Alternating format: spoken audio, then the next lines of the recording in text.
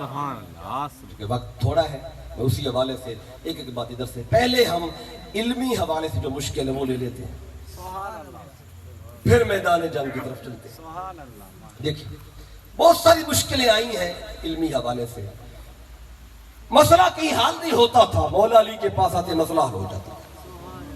مشکل تب تک مشکل ہوتی جب تک مشکل کشا کے پاس آتے نہیں تھے۔ اب اس بات کو لکھنے والے امام شبلنجی نور الابصار کے اور بھی کتب میں یہ بات موجود ہے۔ کون سی بات جو بھی بتانے لگا ہوں، دور خلافت تھا سیدنا عمر بن خطاب رضی اللہ تعالیٰ عنہ، آپ کا دور خلافت، آپ کے دور خلافت میں نا ایک بندہ جو کلمہ پڑھنے والا تھا، نمازیں پڑھنے والا تھا مسجد نبوی میں، وہ علاقے میں محلے میں ادھر ادھر اٹھتے بیٹھتے چلتے پھرتے چار باتیں بڑی عجیب عجیب کرتا تھا۔ کون سی باتیں کرتا تھا؟ پہلی بات مجھے کرتا تھا، وہ کہتا تھا مجھے فتنے سے پیار ہے۔ دوسری بات کہتا تھا مجھے حق اچھا نہیں لگتا۔ وہ تیسری بات کہتا تھا یہودی بھی سچی ہیں عیسائی بھی سچے ہیں۔ چوتھی بات کہتا تھا جو میرے پاس ہے وہ رب کے پاس بھی کچھ نہیں ہے، جو میرے پاس ہے وہ رب کے پاس نہیں۔ اب یہ چار باتیں اگر لئیے میں کوئی کرے، کلمہ بھی پڑھتا ہو نمازیں بھی پڑھتا ہو اور کہے مجھے فتنہ اچھا لگتا ہے حق اچھا نہیں لگتا، جو کہے یہودی بھی سچے ہیں عیسائی بھی سچے ہیں، جو کہے جو میرے پاس ہے رب کے پاس نہیں ہے، کلمہ گو بھی ہو، تو آپ کیا کریں گے؟ اس کو سمجھانے کی کوشش کریں گے کہ نہیں کریں گے؟ سمجھائیں گے نا اس کو۔ ہاں صحابہ کرام نے یہی کیا، پہلے اس کو سمجھایا بھی یہ باتیں ٹھیک نہیں ہیں، ایسا مت کہو، تو پھر بھی بات اس کی سمجھ میں نہیں آئی۔ اس نے کہا چلے امیر المومنین کے پاس لے جاتے ہیں، وہ ان کو کوئی کوڑے مروائیں گے درے مروائیں گے، اس کا دماغ ٹھیک ہوگا، یہ ایسی باتیں کرتا ہے عجیب عجیب۔ تو اس کو لے کے نا آ گئے امیر المومنین کے پاس۔ آئے امیر المومنین یہ چار باتیں یہ والی کرتا ہے، ہم نے اس کو سمجھایا ہے، بات اس کی سمجھ میں نہیں آتی، آپ کو کوڑے درے مروائیں تو تب اس کا دماغ ٹھیک ہوگا۔ آپ نے بولا کیا کہتا ہے؟ وہ چاروں باتیں پھر اس نے بتائی۔ آپ فیصلہ کرنے والے تھے کہ 100 کوڑے مرواؤں، 200 500 کتنے؟ پھر خیال آیا کہیں فیصلے میں غلطی نہ ہو جائے، تو کیا کیا؟ ایک شخص کو بھیجا، جاؤ جلدی سے علی کو بلا کے لاؤ، مولا علی کو بلا کے لے۔ مولا علی جی خدا تشریف لے آئے، فرمایا اے امیر المومنین کیسے یاد کیا؟ فرمایا اے علی یہ بندہ ہے، یہ چار باتیں یہ والی کرتا ہے، میں نے کوڑے مارنے ہیں، اس کو حکم دینا ہے، فیصلہ آپ کریں، جو فیصلہ کریں گے میں حکم جاری کروں گا۔ مولا علی شیر خدا نے بندے کا چہرہ دیکھا، اندر کا حال بھی جان لیا، یہ چار باتیں کیوں کر رہا ہے۔ آپ کہیں گے کیسے؟ اندر کا حال کیسے جان لیا؟ کیونکہ صحابہ کرام کہتے ہیں قرآن کا ایک ظاہر ہے ایک قرآن کا باطن ہے، علی وہ ہے جو قرآن کے ظاہر کا بھی عالم ہے قرآن کے باطن کا بھی عالم ہے۔ تو جس علی سے قرآن کا باطن نہیں چھپ سکا، اس علی سے انسان کا باطن کیسے چھپتا؟ توجہ کی، اندر کا حال جان لیا، کیوں کہہ رہا ہے یہ چار باتیں؟ تو آپ نے فرمایا اے امیر المومنین اگر فیصلہ مجھ سے کروانا ہے پھر نہ کوڑے مارنے ہیں نہ درے مارنے ہیں، سزا بالکل نہیں دینی۔ سارے حیران ہو گئے، اے علی یہ کیسا فیصلہ ہے؟ کچھ نہ کچھ تو کوڑے بنتے ہیں، تھوڑے تھوڑے بن جائیں، 15 ہوں 20 ہوں 40 ہوں 50 ہوں، کچھ نہ کچھ تو بنتے ہیں، آپ کہہ رہے ہیں کہ ایک کوڑا بھی نہیں مارنا، کوئی سزا بالکل نہیں دینی۔ اے علی یہ کیسا فیصلہ ہے؟ فرمایا فیصلہ تو میں نے قرآن سے کیا ہے، اب جگلی قرآن سے فیصلہ کیا ہے۔ اب امیر المومنین سمجھ سب کہنے لگے اے علی قرآن تو ہم نے بھی پڑھا ہے، ہمیں سمجھائیں قرآن میں یہ کہاں لکھا ہوا ہے؟ میں سنو یہ پہلی بات کرتا ہے کہ مجھے فتنے سے پیار ہے، میں اپنی بات میں سچا ہے، ٹھیک کہہ رہا ہے۔ کہنے لگے کیسے فتنے سے پیار ہو، کیسے ٹھیک ہے؟ قرآن مجید میں اللہ نے فرمایا انما اموالکم و اولادکم فتنہ، اللہ کہتا ہے یہ جو تمہاری اولاد ہے نا، اللہ کہتا ہے یہ ہے فتنہ۔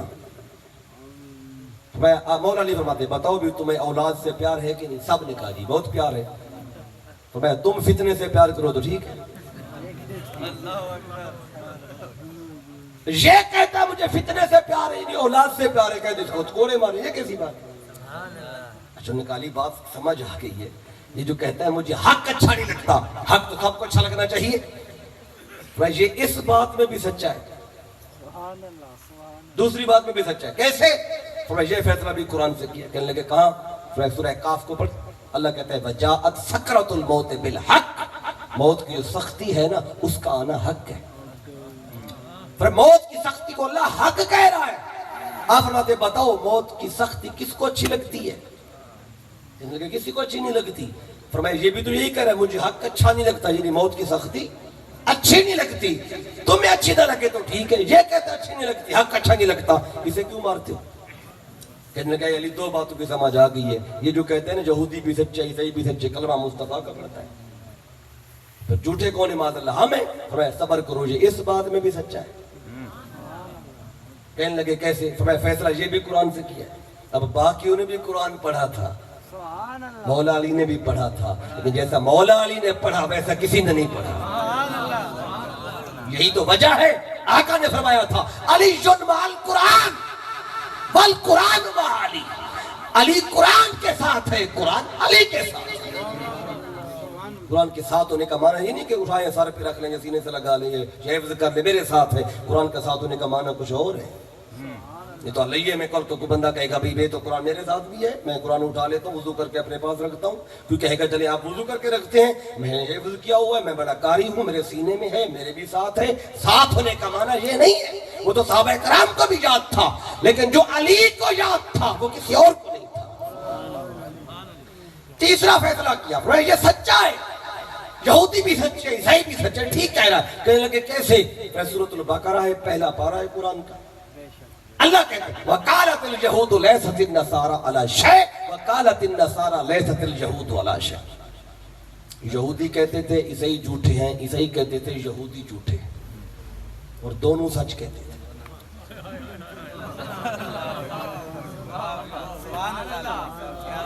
عیسائی کہتے تھے یہودی جھوٹے ہیں اور یہودی کہتے تھے عیسائی جھوٹے ہیں. وہ سچ دونوں کہہ رہے تھے. مولا علی کریں یہ ٹھیک تو کہہ رہے یہودی بھی سچے عیسائی بھی سچے، وہ بھی جھوٹے وہ بھی جھوٹے. دو چور آپس میں ملے نا لئیے میں ملاقات ہو جائے دو چوروں کی، ایک چور کہے تو چور ہے، دوسرا کہے تو چور ہے. سچ کہہ رہے کہ نہیں کہہ رہے؟ تو یہ بھی تو یہی بات. وہ کہتے تم جھوٹے، وہ کہتے تم جھوٹے، دونوں سچ کہتے تھے. مولا علی کہتا ٹھیک کہہ رہا ہے، وہ بھی سچے ہیں وہ بھی سچے. اے علی اس بات کی بھی سمجھ آ گئی. اب چوتھی بات کا کیا کریں؟ یہ کہتے جو میرے پاس ہے وہ رب کے پاس ہی نہیں ہے. ہر شے رب نے دی ہے، وہ کیا ہے جو اس کے پاس ہے رب کے پاس نہیں. صبر کرو یہ بیچارہ اس بات میں بھی سچا ہے. کہنے لگے کیسے؟ یہ فیصلہ بھی قرآن سے کیا ہے. کہاں لکھا ہے جو اس کے پاس رب؟ فرمایا صبر کرو. فرمایا یہ فتنے سے پیار کرتا ہے نا؟ جی ہاں. فتنے سے مراد اولاد سے پیار کرتا ہے. فرمایا اس کی اولاد ہے، چونکہ پیار کرتا ہے اولاد سے تو بیوی بھی ہوگی. بھی بغیر بیوی کے تو اولاد نہیں ہوتی نا. مطلب یہ بیوی بچوں والا ہے، اس کی بیوی بھی ہے، اس کے بچے بھی ہے. تو اللہ کی شان کیا ہے؟ وَلَمْ تَكُنْ لَهُ صَاحِبَةٌ. اللہ کی بیوی کوئی نہیں. لَمْ يَلِدْ وَلَمْ يُولَدْ. نہ اللہ کی اولاد ہے. بھئی اپنی بات میں سچ کہہ رہا ہے. اللہ کی نہ بیوی ہے نہ اللہ کے بچے ہیں. اس کی بیوی بھی ہے، اس کے بچے بھی ہے. جو اس کے پاس ہے وہ رب کے پاس نہیں ہے. جب یہ فیصلہ کیا نا مولا علی شیر خدا نے، سارے حق کے بکے تھے. امیر المومنین ممبر سے نیچے اترے. قبل راس علی، آ کے مولا علی کا ماتھا چوما اور ماتھا چوم کے کہا اللہم انی اعوذ بکا من معضلۃ لیس لہا ابو الحسن. میرے مولا میں اس مشکل سے تجھ سے پناہ مانگتا ہوں کہ مجھ پر مشکل تو آئے پر مشکل کشا علی میرے پاس نہ کھڑا ہو. نعرہ تکبیر، نعرہ رسالت، نعرہ خلافت، نعرہ حیدری، علماء حق اہل سنت. تاجدار ختم نبوت، تاجدار ختم نبوت، تاجدار ختم نبوت. دیکھیں سیدنا عمر بن خطاب رضی اللہ عنہ کہتے ہیں میں اس مشکل سے پناہ مانگتا ہوں، مشکل آئے پر مشکل کشا علی میرے پاس ہے. مشکل کشا علی کو مشکل کشا عمر بن خطاب رضی اللہ عنہ بھی کہہ رہے ہیں. اب یہ ایک مشکل سن لی. اچھا ایک